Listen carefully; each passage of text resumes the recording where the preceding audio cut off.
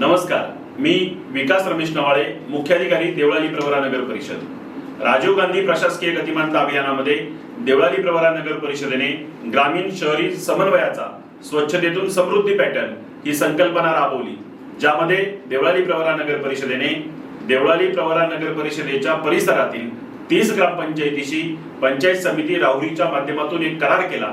त्या कराराअंतर्गत या सगळ्या 30 गावांमधील महिला गाळ व्यवस्थापनाची जबाबदारी देवळाली प्रवरा नगर परिषदेने घेतली, ज्यामध्ये हा संपूर्ण महिला गाळ गोळा करून त्याच्यावरती नगर परिषदेच्या FSTP केंद्रामध्ये प्रक्रिया केली जाते व त्यापासून खत निर्मिती केली जाते। हा सर्व महिला गाळ गोळा करणे, त्याचा FSTP केंद्रामध्ये प्रक्रिया करणे ही जबाबदारी नगर परिषदेने स्वच्छता दूत नावाच्या एका बचत गटाला दिली।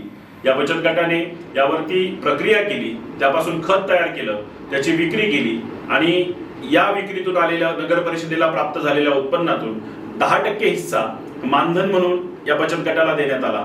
इतकंच नाही तर सदर बचत गटामार्फत नगर परिषदेच्या MRF सेंटरवरती अर्थात मटेरियल रिकव्हरी फॅसिलिटी सेंटरवरती जमा होणाऱ्या कचऱ्याचं वर्गीकरण करण्यात आलं, त्याची विक्री करण्यात आली आणि त्यातून नगर परिषदेला मिळणाऱ्या उत्पन्नातून सुद्धा 10% हिस्सा हा सदर बचत गटाला देण्यात आला। यातून नगर परिषदेचा या संपूर्ण व्यवस्थापनासाठी लागणारा 3 ते 4 लाख रुपये खर्चाची बचत झाली। इतकंच नाही तर त्याचबरोबर नगर परिषदेच्या उत्पन्नात सुद्धा वाढ झाली। नगर परिषदेच्या उत्पन्नात वाढ होत असताना बचत गटातील 10 लोकांना कायमस्वरूपी शाश्वत रोजगार मिळण्याचा प्रयत्न या संकल्पनेतून केला गेला।